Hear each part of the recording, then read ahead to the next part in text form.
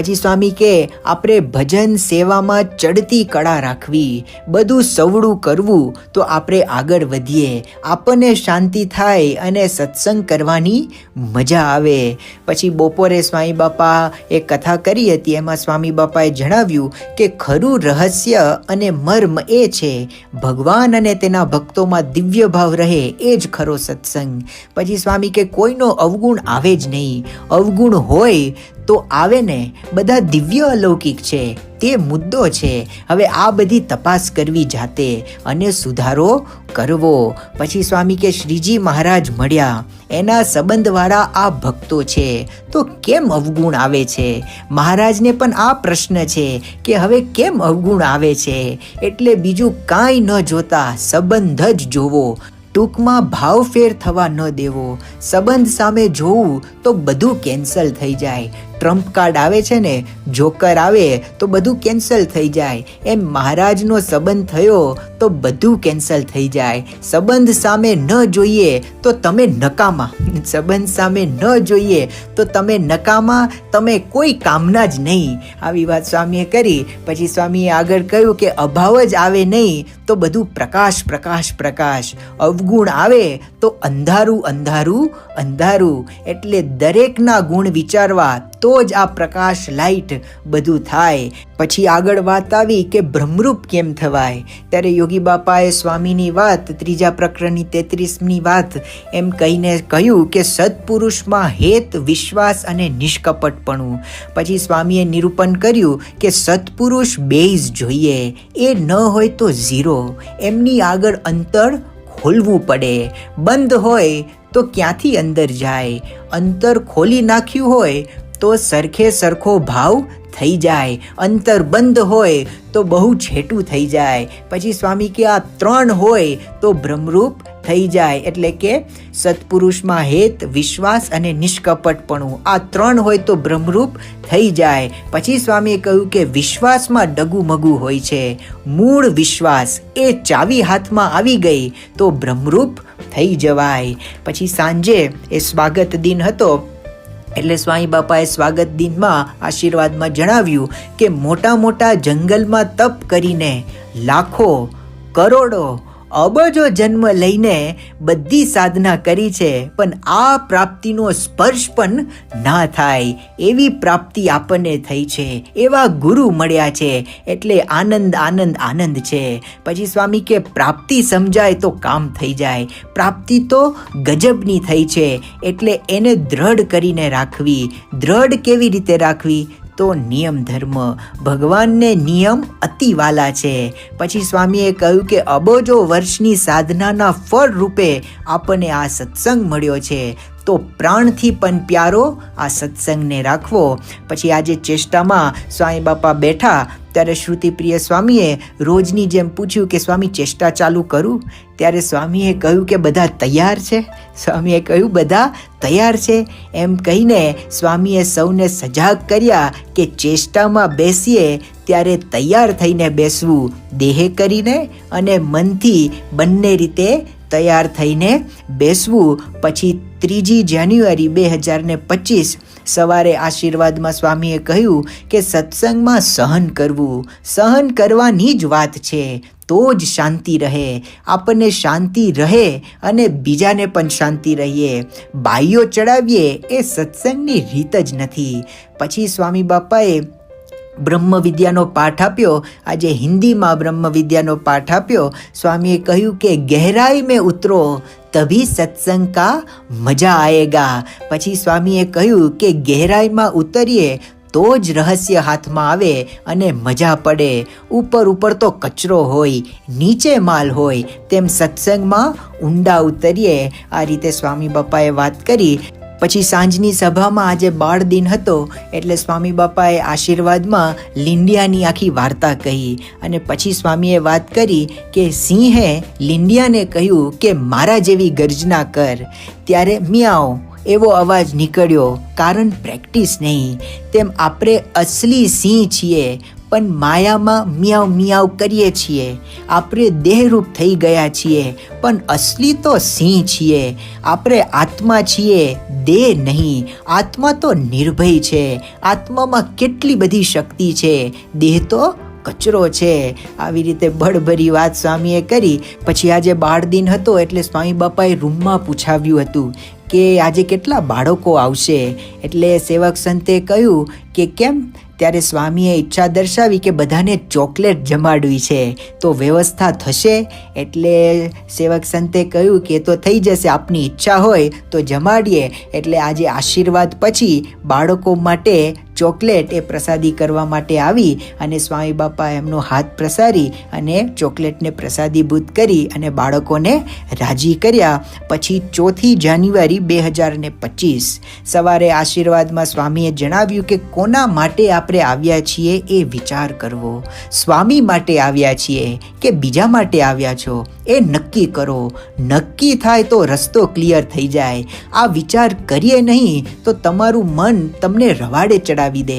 પછી સ્વામી કે કેટલી બધી કથા સાંભળી છે, ઢગલા બંધ, પણ કોઈ શબ્દ કહે તો પાછું પડી જવાય છે.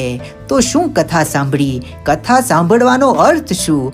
જો તમને એક શબ્દ પાછો પાડી દે તો તમે કથા કેવી રીતે સાંભળી કહેવાય? પછી સ્વામી કે સત્પુરુષના શબ્દો એવા પકડવા કે બીજા શબ્દો ઘૂસે જ નહીં તો કથા સાંભળી કહેવાય. પણ એવું રહેતું નથી અને મન તમને ચડાવે છે. એટલે મન સાથે કુસ્તી કરવી અને સત્પુરુષના જ શબ્દો પ્રધાન રાખવા. એવું કરીએ તો આપણે પાર પડીએ. બાકી મનને તાબે થયા તો તમે બેહાલ થયા. આ રીતે વાત કરી. પછી બ્રહ્મ વિદ્યાનો પાઠ આપતા સ્વામીએ જણાવ્યું કે મુખપાઠ helps to build Akshardham within.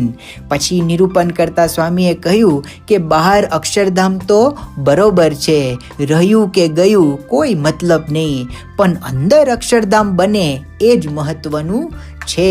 પછી આજે નાસ્તા પહેલા રોબિન્સવિલ અક્ષરધામની વાત કરી કે ધીમે ધીમે રોબિન્સવિલ અક્ષરધામ પ્રખ્યાતિને પામી રહ્યું છે. પછી સ્વામી બાપાને કહ્યું કે હમણાં 2025ના વર્ષમાં એક ન્યૂ જર્સીના ન્યૂઝ આઉટલેટમાં મસ્ટ ટ્રાય ડિશ ઓફ 2025ના લિસ્ટમાં, એટલે કે આ વાનગી તો ટ્રાય કરવી જ જોઈએ, એ લિસ્ટમાં આપણી શાયોના કેફેની સ્વામિનારાયણ ખીચડી એ આવી ગઈ, જે વિદેશની ધરતી પર બહુ મોટી વાત કહેવાય. કેમ કે બહારના લોકો નોન ઇન્ડિયન્સને પણ આ સ્વામિનારાયણ ખીચડી એ બહુ ભાવે છે અને અક્ષરધામમાં એને ખાવા માટે સ્પેશિયલ આવે છે. એટલે આવી વાત કરી એટલે સ્વામી રાજી થયા.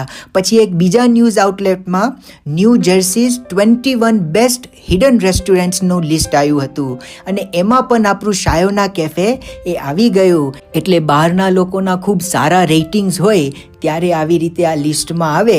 અને પછી સ્વામીને કહ્યું કે બીજા એક આર્ટિકલમાં 7 વન્ડર્સ ઓફ ન્યૂ જર્સી, એમાં પહેલા નંબરમાં રોબિન્સવિલ અક્ષરધામને એ મૂકવામાં આવ્યું. એટલે આ બધી વાત સ્વામીને કરી ત્યારે સ્વામી બાપા રાજી થયા અને સ્વામીના ચહેરા પર એક મોટી સ્માઇલના દર્શન થયા, જે સ્વામીની પ્રસન્નતા એ બતાવતી હતી. પછી પાછળથી સ્વામીને પૂછ્યું હતું કે સ્વામી આવી રીતે રોબિન્સવિલ અક્ષરધામ એ પ્રખ્યાતિને પામશે ને?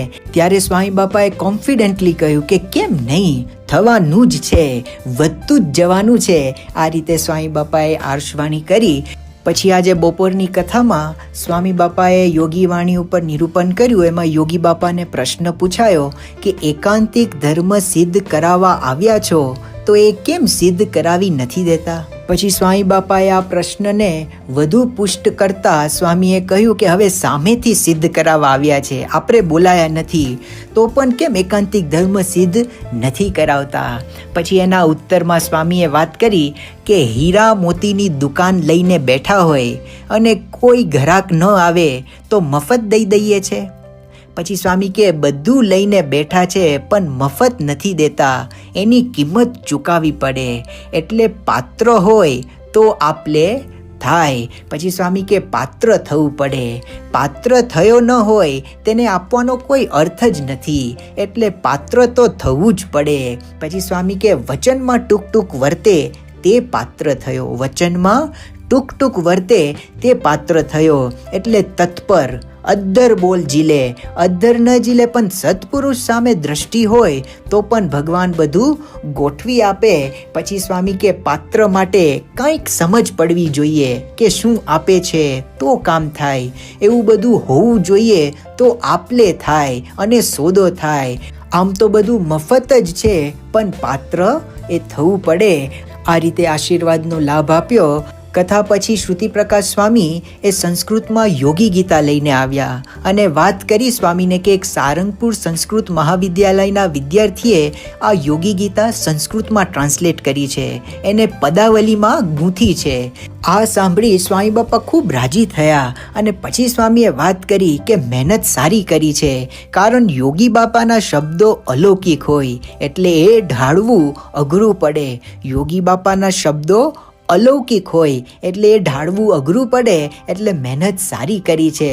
આ પરથી આપણને મહંત સ્વામી મહારાજની દિવ્ય દ્રષ્ટિના દર્શન થાય છે, કારણ યોગી બાપાની ભાષા એટલે પ્યોર ગામઠી ભાષા, એટલે એ શબ્દોને સંસ્કૃતમાં ઢાળવા એ અઘરું પડે.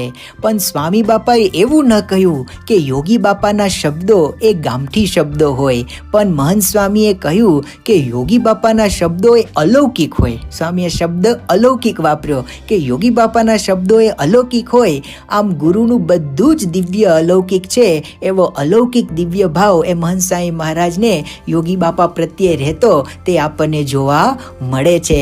પછી આજે સાંજે સ્વામી બાપા જોડે ઘર સભા વિશે પ્રશ્નોત્તરી થઈ હતી અને બધાએ માર્ગદર્શન લીધું હતું. સ્વામી બાપાને પૂછવામાં આવ્યું કે સ્વામી ઘર સભા ચાલુ તો કરી દીધી છે પણ સાતત્ય નથી રહેતું, કયો વિચાર રાખીએ તો સાતત્ય રહે? ત્યારે સ્વામી કે જો એક તો પ્રમુખ સ્વામીએ અલૌકિક દિવ્ય ઉત્તમ ભેટ આપી છે, એને 2 પૈસાની ભેટ ન સમજતા, એની પાછળ રહસ્ય છે, પણ એ રહસ્ય તમને સમજાય નહીં. પણ હળીમળીને રહેવાનું, એકબીજાનું એડજસ્ટ કરવું, આ રીતે ઘર સભા નિયમિત કરવી. પછી સ્વામી બાપાને આગળ પૂછ્યું કે ઘરના પ્રશ્નો હલ કરવા ઘર સભા કરવી, પણ ઘરમાં પ્રશ્ન જ ન હોય તો ઘર સભા ન કરીએ તો ચાલે? ત્યારે સ્વામી બાપાએ સ્પષ્ટ વાત કરી કે ના ચાલે. પ્રમુખ સ્વામી મહારાજની આજ્ઞા છે કે રોજ કરવી અથવા અઠવાડિયે 2 વખત કરવી. એના ફાયદા આપણને ખબર ન પડે પણ એનાથી સહજ સુખ શાંતિ આપણે પામીએ. અત્યારે કદાચ ન દેખાય પણ લાંબે ગાળે એ પામીએ. પછી આગળ પૂછ્યું કે એક જ વાક્યમાં ઘર સભાનો મહિમા સમજાવવાનો હોય તો આપ શું કહો? ત્યારે સ્વામીએ વાત કરી કે ઘર સભા એ અલૌકિક દિવ્ય આજ્ઞા છે, સ્વામી બાપાની આપેલી ભેટ છે અને તમારા બધા પ્રોબ્લેમ સોલ્વ થઈ જશે. આ રીતે સ્વામી બાપાએ અદ્ભુત એ ઘર સભાનો મહિમા કયો. પછી 5 જાન્યુઆરી 2024 સવારે આશીર્વાદમાં સ્વામીએ કહ્યું કે અભાવ અવગુણનો રસ્તો જ બંધ એટલે ચોકડી. પછી સ્વામી કે આપણે આપણો અવગુણ લેવો. પછી સ્વામીએ પૂછ્યું બધાને લેવાય છે? અને ઉત્તરમાં સ્વામીએ કહ્યું કે પંપારીને લઈએ છીએ. પછી સ્વામી કે પોતાનો અવગુણ કદાચ લઈએ તો પણ પંપારીએ છીએ, પણ છડે ચોક પોતાનો અવગુણ લઈને પ્રાયશ્ચિત કરીએ તો કામ થાય. એટલે પોતાને તપાસવાનું છે, કોઈ તમને નહીં કહે, અને જાતે તપાસ કરીએ તો ખબર પડે કે આપણે આપણો અવગુણ લેતા જ નથી, બીજાના અવગુણ લેવા પર જ તાન હોય છે. ટૂંકમાં આ છોડી દેવું એ રસ્તો જ બંધ. આટલું બધું કહે છે તો પણ ધામધૂમથી એ રસ્તે ચાલીએ છીએ અને પશ્ચાતાપ પણ નથી થતો. આમ સ્વામી બાપાને કેટલી નફરત છે આ અભાવ અવગુણની બાબતમાં તે આપણને જોવા મળે. પછી સ્વામીએ આગળ વાત કરતા કહ્યું કે આપને એમ કે એમાં અવગુણ છે તો એને ન કહીએ તો એ કેવી રીતે સુધરશે?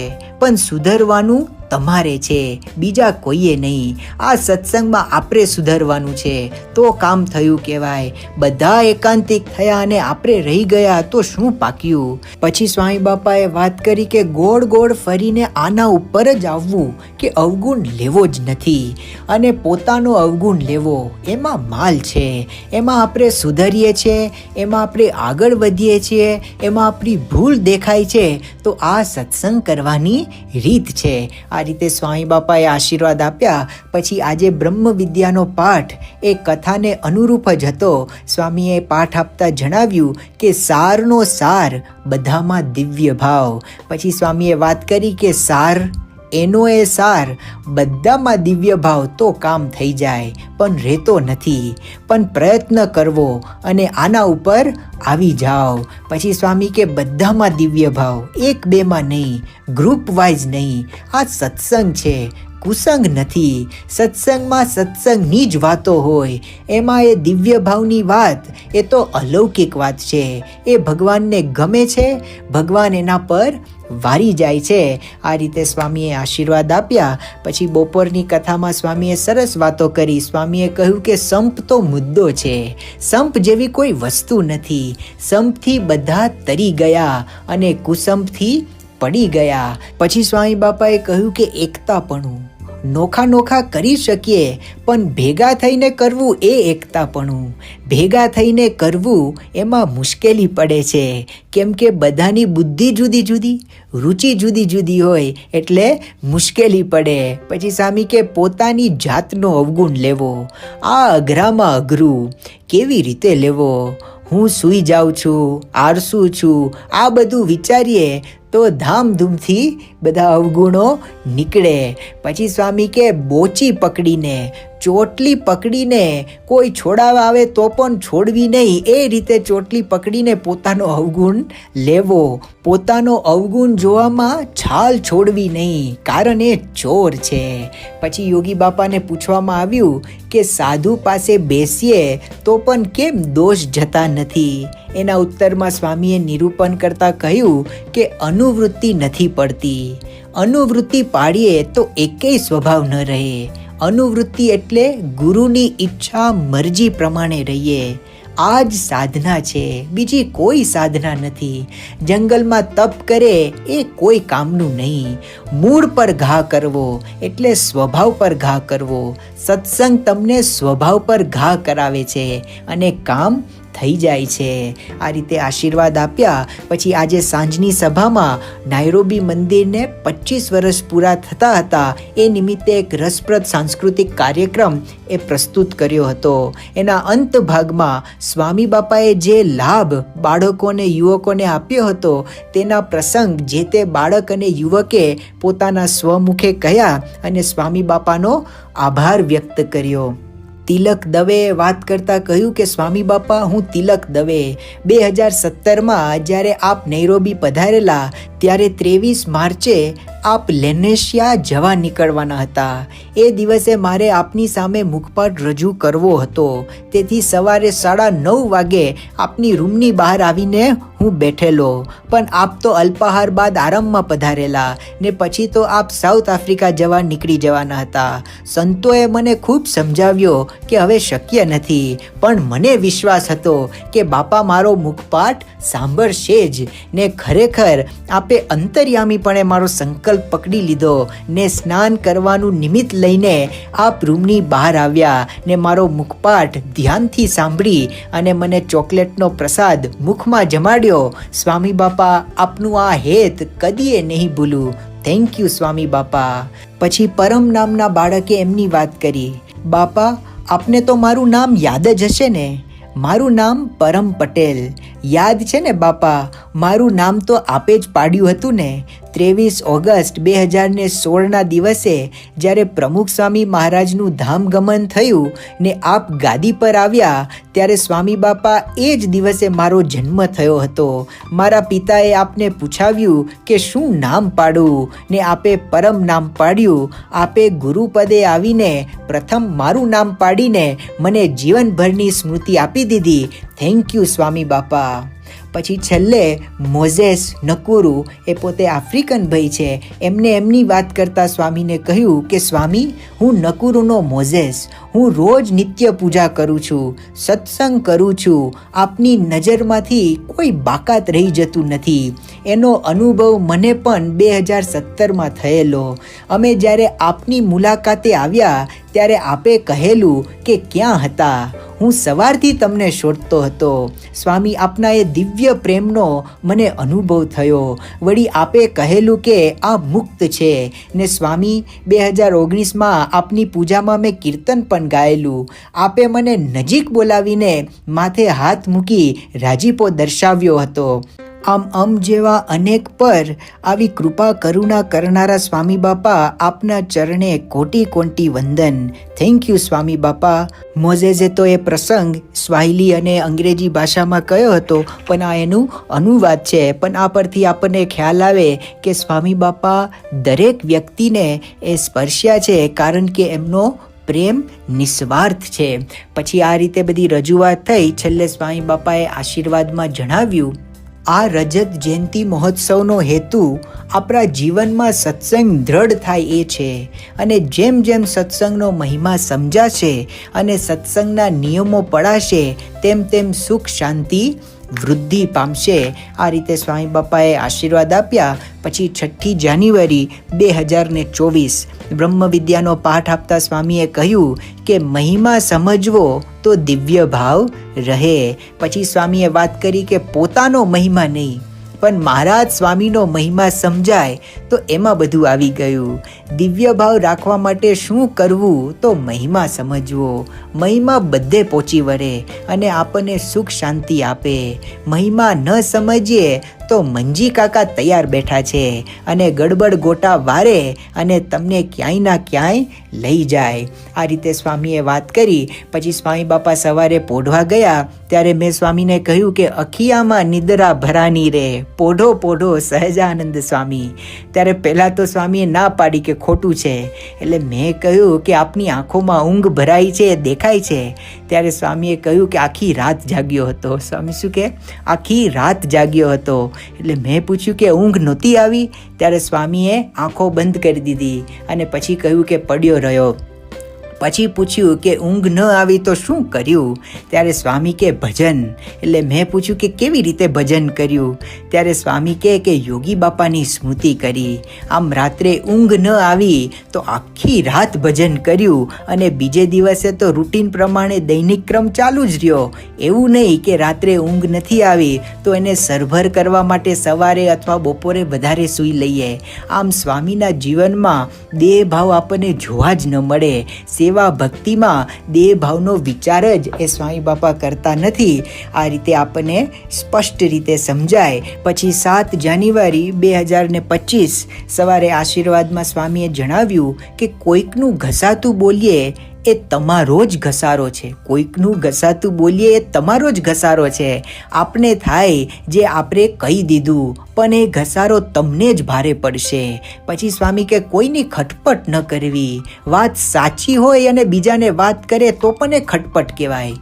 એવું ન કરવું, પણ બધે સંપની ભાવના ઊભી થવી જોઈએ. પછી સ્વામી કે સત્સંગમાં આપણે મોક્ષ માટે આવ્યા છીએ, એટલે કોઈએ ખટપટ ન કરવી, તો જ આપણો સંગઠન રહેશે. એટલે આપણે જીવનના અંત સુધી નક્કી કરવું કે આપણો સંગઠન તૂટે જ નહીં, તો સુખ શાંતિ રહે. પછી સ્વામી બાપાએ બ્રહ્મ વિદ્યાનો પાઠ આપતા કહ્યું કે મહિમા સમાગમથી આવે.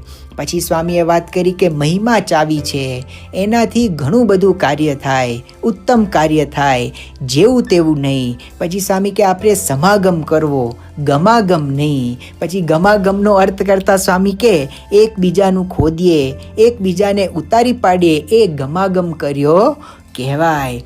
પછી આજે બપોરે જમતી વખતે સ્વામી બાપાને સારા સમાચાર આપ્યા કે ઓસ્ટ્રેલિયામાં આપના સંકલ્પ પ્રમાણે અક્ષર પુરુષોત્તમના 1000 નક્કર વિદ્વાન તૈયાર થઈ ગયા છે. કહેતા 1000 હરિભક્તો, યુવકો, કિશોરો, બાળકોએ સત્સંગ દીક્ષા મુખપાઠ પૂર્ણ કર્યો છે. આ સાંભળી સ્વામીના હાથે તરત વાહની મુદ્રા કરી અને ખૂબ રાજી થયા. આમ તો બપોરમાં સ્વામી બાપા કોઈ મિષ્ટાન એ લેતા જ નથી, પણ આવા સારા સમાચાર સાંભળીને સ્વામીએ મૈસૂબનો નાનો ટુકડો એ મુખમાં ગ્રહણ કર્યો અને ઓસ્ટ્રેલિયા ન્યૂઝીલેન્ડના હરિભક્તોની એ ભક્તિ આ રીતે સ્વીકારી. અને બીજી આશ્ચર્યની વાત એ છે કે છેલ્લા 4 વર્ષમાં ઓસ્ટ્રેલિયા ન્યૂઝીલેન્ડમાં કુલ 490 હરિભક્તોએ સત્સંગ દીક્ષાનો મુખપાઠ પૂર્ણ કર્યો હતો. અને છેલ્લા મહિનામાં જ એક મહિનામાં જ 543 543 લોકોએ મુખપાઠ પૂર્ણ કર્યો. એટલે 1033 હરિભક્તોએ આ રીતે મુખપાઠ પૂર્ણ કર્યો, જેમાં નાનામાં નાના અક્ષર પુરુષોત્તમના વિદ્વાનની ઉંમર 3 વર્ષ 9 મહિનાની છે. અને આ બાજુ સૌથી મોટી ઉંમરમાં 76 વર્ષના 76 વર્ષના એક મહિલા હરિભક્ત છે. અને 50 બાલ બાલિકા એવા છે જેમની ઉંમર 5 વર્ષથી નીચેની છે. આમ ઓસ્ટ્રેલિયા ન્યૂઝીલેન્ડના હરિભક્તોએ તો એક ઇતિહાસ સર્જી દીધો છે કે આ દેહથી શું ન થાય રે, મહંત સ્વામીને કાજે. અને આજે જ બ્રહ્મસ્મરણ સ્વામીએ સમાચાર આપ્યા કે મહંત સ્વામી મહારાજનો સંકલ્પ એ સવાયો પૂરો થઈ ગયો છે. અને આજની તારીખે 1286 હરિભક્તોએ આ સત્સંગ દીક્ષા મુખપાઠ એ પૂર્ણ કર્યો છે. અને સ્વામી બાપા ઓસ્ટ્રેલિયા પધારશે ત્યારે આંકડો ક્યાં પહોંચશે એનો કાંઈ અંદાજ આવતો નથી. પછી આજે સાંજની સભામાં નકુરુ રજત જયંતિ મહોત્સવની એ સભા હતી. અંત ભાગમાં સ્વામીએ આશીર્વાદમાં કહ્યું કે નકુરુ મંદિરને 25 વર્ષ થયા, એમાં બધાને સત્સંગનો ખૂબ જ લાભ મળ્યો છે. મહારાજે સત્સંગનો મહિમા કહેતા કહ્યું છે કે અનંત કોટી બ્રહ્માંડનું સુખ સત્સંગ આગળ લુખ્ખું છે. સત્સંગના મહિમાને જાળવી રાખવો અને એને ન્યાય આપવો. સત્સંગનું દિવ્ય સુખ છે, એની તોલે કોઈ ના આવે. એ સત્સંગના દિવ્ય અલૌકિક અમાયિક સુખમાં આપણી એન્ટ્રી થઈ ગઈ છે, એટલે ક્યારેય ભિખારી થવું પડે નહીં. યોગી બાપા કહેતા કે આ બ્રહ્માંડમાં આપણા તુલ્ય ભાગ્યશાળી માનો એ જ ભૂલ. હવે તમે આ માયિક સુખ માટે રોદરા રડો તો તમે સત્સંગ શું સમજ્યા છો? સત્સંગનો મહિમા સમજ્યા નહીં તો કાંઈ પ્રાપ્તિ નહીં. સત્સંગમાં આયા ન આયા બધું સરખું. પછી 8 જાન્યુઆરી 2025 સવારે આશીર્વાદમાં સ્વામીએ જણાવ્યું, સ્વામીએ જેને નિમ્યા હોય તેની મર્યાદા સાચવવી જ જોઈએ. નાનો હોય કે મોટો હોય એ જોવાનું નથી, પણ કોને નિમ્યા છે એ જોવું. સ્વામીએ નિમ્યા છે એટલે એની આજ્ઞામાં જ રહેવું જોઈએ. પછી સ્વામી કે એક જગ્યાએ સંવાદ ચાલતો હતો, એને પડવાનું હતું પણ એ ન પડ્યો, પછી પડદા પાડવા પડ્યા. આમ સ્વામી એક જૂની સ્મૃતિ કરી. પ્રહલાદનો ડ્રામા ચાલતો હતો, એમાં હિરણ્યકશિપુ અને નૃસિંહ ભગવાન વચ્ચે યુદ્ધ ચાલતું હતું. એમાં હિરણ્યકશિપુએ પડવાનું હતું પણ એ ના પડ્યો કે તારે હાથે હું ન પડું. આવું થયું એટલે પછી પડદો એ પાડવો પડ્યો. એટલે આ રીતે સ્વામીએ વાત કરી કે મર્યાદા ન સાચવીએ તો ડામા ડોર થઈ જાય. કોઈ કોઈને ગાંઠે નહીં અને મનસ્વી રીતે વર્તે તો વાતાવરણ કલુષિત થઈ જાય, ગંદુ વાતાવરણ થઈ જાય, માયિક વાતાવરણ થઈ જાય. આપણા સ્વભાવને લઈને તૂતા પર ચડી જઈએ છીએ. આવું થાય એ સત્સંગ નહીં પણ ભારે કુસંગ કહેવાય. સત્સંગમાં વિક્ષેપ કે વિઘ્ન ઊભું કરવું અને તંત્ર બગાડી દેવું એ કુસેવા છે. આપણા દ્વારા આવી કુસેવા ન થાય એવું વ્યક્તિગત દરેકે ધ્યાન રાખવું. પછી આજે બ્રહ્મ વિદ્યાના પાઠમાં સ્વામીએ એક વિશિષ્ટ ચરિત્ર કર્યું. પહેલા પાઠ વાંચ્યો અને પછી બધાને પાઠ બતાવ્યો ત્યારે સ્વામી કહેવા લાગ્યા કે આ લખાણ સામાન્ય લાગે છે પણ એની પાછળ કોણ છે? તો ભગવાન છે. ભગવાન જેવા સાધુ છે એટલે મર્યાદા સાચવવી, ગડબડ ગોટા ન વાળવા. આ બ્રહ્મ વિદ્યાનો પાઠ છે એટલે ભગવાન બોલી રહ્યા છે. પછી સ્વામી કે શું બોલે છે ભગવાન? એમ કહીને બ્રહ્મ વિદ્યાનો એ પાઠ આપતા જણાવ્યું કે મુખપાઠથી સત્સંગ અને અભ્યાસમાં ખૂબ પ્રગતિ થશે. યોગી બાપા ખૂબ મુખપાઠ કરતા અને નાના બાળકોને અને મોટાને પણ મુખપાઠ કરાવતા. આ રીતે બ્રહ્મ વિદ્યાનો પાઠ આપતા સ્વામી બાપાએ સાથે સાથે એમના સ્વસ્વરૂપની પણ ઓળખાણ કરાવી. પછી બપોરે આશીર્વાદમાં સ્વામીએ કીધું કે કથાનું શ્રવણ કરીએ છીએ પણ 10% જ પકડાય છે અને બીજું બાય એરમેલ જતું રહે, એટલે શ્રવણ બરોબર થતું નથી. ત્યાં જ બધું કાચું છે. હું બધું જાણું છું, મને બધું ખબર છે, પણ એની એ જ વાત હોય પણ તમે પ્રયત્ન કર્યો હોય તો કંઈક નવું નીકળે. આપણે વિષયની વાત સહેજે સાંભળે, પ્રયત્ન કર્યો ન હોય તો પણ સાંભળે. પછી સ્વામી કે ખરેખરો ભગવાનનો આનંદ હોય તો એને તૃપ્તિ જ ન થાય, આનંદ આનંદ થયા કરે. ભગવાનનું સુખ એટલે પ્રકાશ પ્રકાશ. એમાં જેટલું અંધારું પેસે એટલી ખામી. પછી સ્વામી બાપાએ કહ્યું કે આપણે ઘણું કર્યું છે અને ઘણું કરવાનું બાકી છે. ઘણું કર્યું છે એટલે અહીં બેઠા છીએ, નહીતર ચકલી ક્યાંય ઉડી ગઈ હોત. ભગવાન મળ્યા છે એટલે બળમાં રહેવું. કથા પછી સ્વામીની સમક્ષ જે દૂધિયો કાચ છે તે બંધ થઈ ગયો. એટલે સ્વામીએ આશ્ચર્ય વ્યક્ત કર્યું કે આટલી વારમાં બંધ થઈ ગયું. પછી સ્વામીને રિમોટ આપ્યો અને વાત કરી કે આ એ નામનું બટન દબાવીએ તો કાચ પર દૂધિયો રંગ છવાઈ જાય, ફરી દબાવીએ તો દૂધિયો રંગ હટી જાય અને કાચ ખુલ્લો થઈ જાય. પછી સ્વામીને એ બટન દબાવવા કહ્યું. જેવું સ્વામીએ દબાવ્યું એટલે કાચ ખુલી ગયો અને સૌ સંતો તો રાજી થઈ ગયા કે બીજી વાર દર્શન થયા. ત્યારે સ્વામીએ ફરી બટન દબાવ્યું એટલે બંધ થઈ ગયું અને પછી ફરી દબાવ્યું એટલે કાચ ખુલ્યો. આમ ખુલ્લો કાચ જોઈને સ્વામી કથાના સંદર્ભમાં કહે કે લાઇટ લાઇટ, પ્રકાશ પ્રકાશ. સ્વામીએ કથામાં વાત કરી હતી કે ભગવાનનું સુખ એટલે પ્રકાશ પ્રકાશ પ્રકાશ. એમાં જેટલું અંધારું પેસે એટલી ખામી. આમ ખુલ્લો કાચ જોઈને સ્વામીએ કહ્યું કે લાઇટ લાઇટ, પ્રકાશ પ્રકાશ, કે તા ભગવાનનું સુખ એ ખુલ્લા કાચની જેમ પ્રકાશમય છે. પણ એને બંધ કરીએ એટલે કે ભગવાનનું સુખ લેવાનું બંધ કરીએ તો પ્રકાશ બંધ થઈ જાય અને અંધારું પેસી જાય. અને આપણને તો પ્રગટ ભગવાન મળ્યા છે એટલે અઢળક સુખ પડ્યું છે, પણ એ સુખ લેવાનું બંધ કરીએ એટલું અંધારું પેસે અને એટલી આપણી ખામી છે. આ રીતે સરસ બોધ એ સ્વામી બાપાએ આપ્યો અને સાથે સૌને એક વિશિષ્ટ સ્મૃતિ પણ આપી દીધી. આ રીતે સ્વામી બાપાના ચરણોમાં પ્રાર્થના કરીએ કે પ્રગટ ભગવાનનું સુખ એ કાયમ લેતા રહીએ, એને ક્યારેય બંધ ન કરીએ. એ જ એમના ચરણોમાં પ્રાર્થના. શ્રી સ્વામિનારાયણ ભગવાનની જય. ગુણાતીતમ ગુરુમ પ્રાપ્ય બ્રહ્મરૂપમ નિજાત્મન વિભાવ્ય દાસ ભાવેન સ્વામિનારાયણમ ભજે. શ્રી સ્વામિનારાયણ ભગવાનની જય.